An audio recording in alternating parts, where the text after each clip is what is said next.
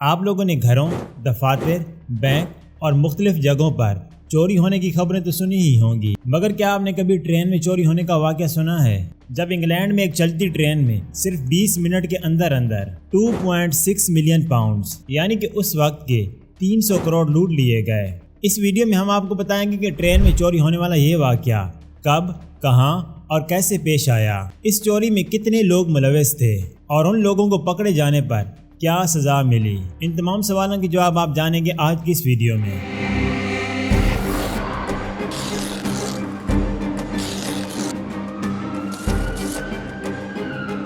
یہ وقت تھا سال 1960 کا، جب انگلینڈ میں ایک مشہور ترین ٹرین چلا کرتی تھی اور اس ٹرین کو رائل میل ٹرین کے نام سے جانا جاتا تھا۔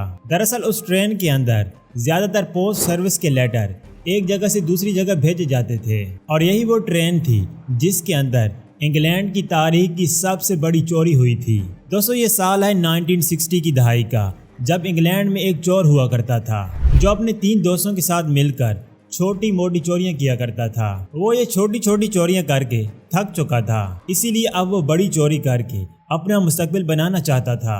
اب ایک بڑی چوری کرنے کے لیے انہیں باقاعدہ ایک پلاننگ کی ضرورت تھی۔ اس وقت اچانک سے لندن شہر کے بینکوں میں پیسے کی کمی ہو گئی، جس وجہ سے دوسرے شہروں سے پیسہ لندن پہنچایا جانا تھا۔ 1963 میں تقریباً 2.6 ملین پاؤنڈز کی رقم اسی رائل ٹرین میں تقریباً 128 ڈبوں کے اندر رکھ کر لندن پہنچائی جانی تھی۔ اب چوروں کو اس بات کی خبر مل چکی تھی کہ انگلینڈ کی رائل ٹرین کے اندر ڈھیر سارا پیسہ رکھ کر لندن پہنچایا جانا ہے۔ اب انہیں یہ نہیں پتا تھا کہ یہ پیسہ کب، کیسے اور کس روٹ سے پہنچایا جانا ہے، لہذا اب یہیں سے شروع ہوئی رائل ٹرین میں چوری کرنے کی پلاننگ۔ سب سے پہلے تو ان چوروں نے ایسے لوگوں کو تلاش کرنا شروع کیا جنہوں نے ٹرین میں پہلے کبھی چوری کی ہو اور انہیں ٹرین کے متعلق معلومات بھی پتا ہو۔ جلدی انہیں 3 لوگ مل بھی گئے جو کہ ٹرین میں چوری کرنے کے ایکسپرٹ تھے، اور یوں اب اس گینگ میں 7 لوگ شامل ہو چکے تھے۔ اب اس گینگ میں کوئی ٹرین چلانے کا ماہر تھا تو کوئی ٹرین کے سگنلز چینج کرنے کا ایکسپرٹ۔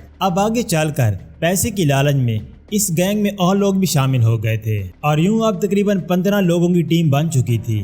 یاد رہے کہ یہ انگلینڈ کی تاریخ کی سب سے بڑی چوری ہونے والی تھی، اسی لیے اب اس چوری کو کامیاب بنانے کے لیے باقاعدہ پریکٹس کی ضرورت تھی۔ اب چوروں کو ایک ایسے شخص کی ضرورت تھی جو انہیں یہ بتا سکے کہ کس دن اور کس وقت پیسے ٹرین سے لندن بھیجے جائیں گے، لیکن چونکہ یہ گورنمنٹ کی ٹرین تھی اسی لیے اس کی پرسنل معلومات کے متعلق بہت ہی کم لوگ جانتے تھے، مگر کافی کوشش کے بعد انہیں ایک ایسا شخص مل ہی گیا جس نے ٹرین میں پیسے لے جانے کی تاریخ اور وقت انہیں بتا دیا۔ یہ تاریخ تھی 8 اگست 1963 کی، جب انگلینڈ سے رائل ٹرین میں 2.6 ملین پاؤنڈز لندن پہنچنا تھے۔ اب اس ٹرین کو گلاسگو شہر سے شام 7 بجے روانہ ہونا تھا اور تقریباً 12 گھنٹے کے سفر کے بعد اس سے لندن پہنچنا تھا۔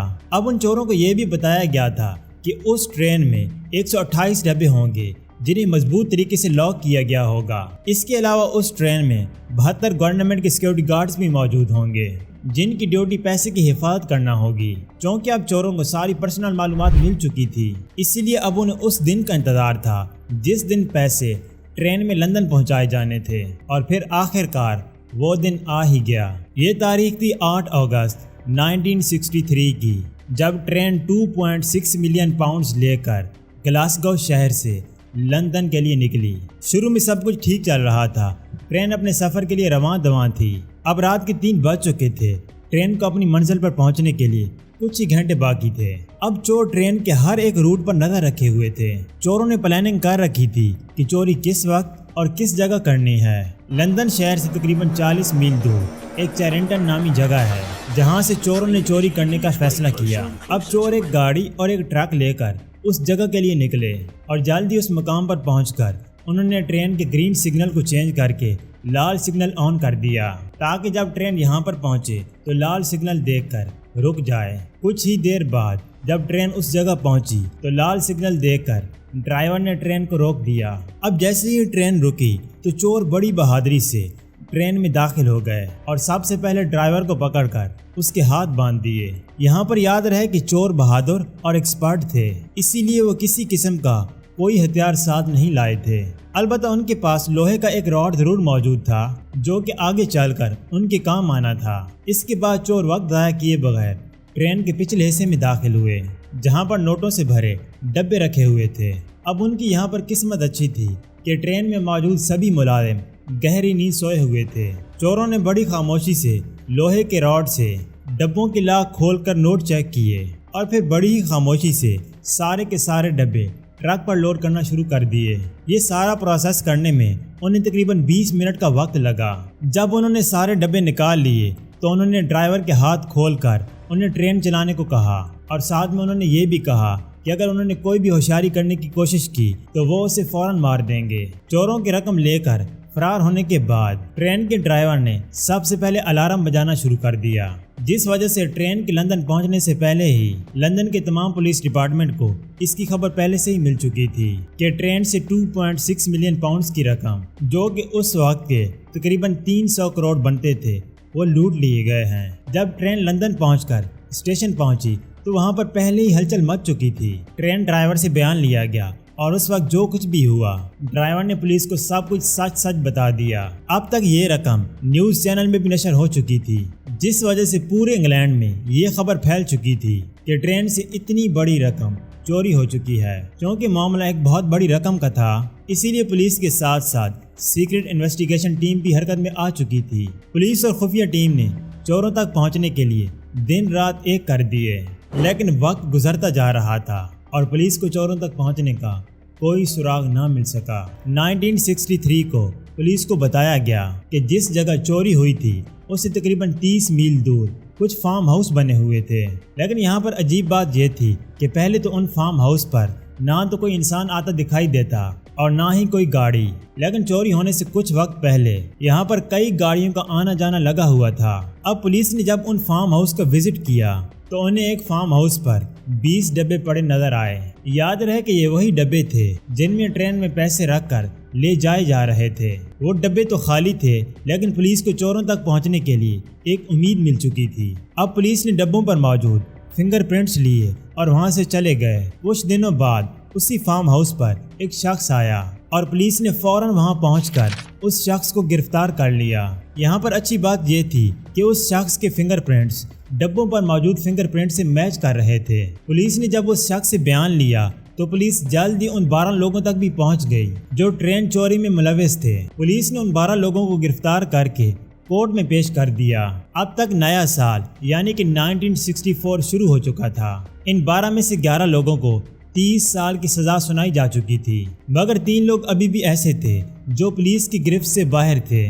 تقریباً 5 سال گزر جانے کے بعد 1969 میں پولیس ان 3 لوگوں تک بھی پہنچ گئی اور پھر انہیں بھی 30 سال کی سزا سنا دی گئی۔ اگر آپ سمجھ رہے ہیں کہ اب یہ کیس ختم ہو چکا ہے تو آپ غلط ہیں، کیونکہ پولیس اچھی طرح سے جانتی تھی کہ چوروں کو پرسنل انفارمیشن دیے بغیر یہ چوری کرنا ناممکن تھا۔ یعنی کہ کوئی شخص تو ایسا تھا جس نے ان چوروں کو پرسنل انفارمیشن دی تھی، جس وجہ سے یہ چوری کامیاب ہو پائی۔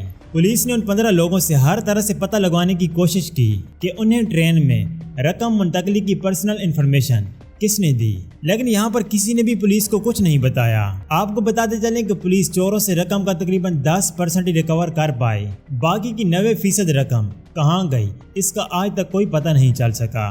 اب 1971 میں انگلینڈ کی کرنسی بدل چکی تھی، یعنی کہ جو 300 کروڑ 1963 میں چوری کیے گئے تھے وہ اب صرف ایک کاغذ بن چکے تھے۔ 30 سال کا عرصہ گزر جانے کے بعد زیادہ تر چور اپنی سزا پوری کر کے جیل سے باہر آ چکے تھے اور یہ چور تقریباً بوڑھے ہو چکے تھے۔ اس وقت ایک فلم پروڈکشن کمپنی نے ان چوروں میں سے ایک چور سے ریکویسٹ کی کہ وہ اس چوری پر ایک ڈاکومنٹری بنانا چاہتے ہیں جس میں کمپنی کو ان کی مدد چاہیے۔ تو اس ڈاکومنٹری کو بنانے کے لیے اس چور سے کئی سوالات پوچھے گئے، تو ان میں ایک سوال یہ بھی تھا کہ چوروں کو ٹرین میں پرسنل انفارمیشن دینے والا شخص کون تھا۔ تب اس چور نے فلم پروڈکشن کمپنی کو اس شخص کا نام بتا دیا جس نے انہیں بتایا تھا کہ ٹرین میں رقم کب، کیسے اور کس روٹ سے بھیجی جانی ہے۔ کمپنی نے جب اس سے پوچھا کہ جب پولیس آپ سے اس شخص کے بارے میں پوچھ رہی تھی تب آپ نے اس کا نام کیوں نہیں بتایا، تو اس چور کا کہنا تھا کہ ہمارے گینگ نے اس شخص کے ساتھ وعدہ کیا تھا کہ اگر ہم پکڑے گئے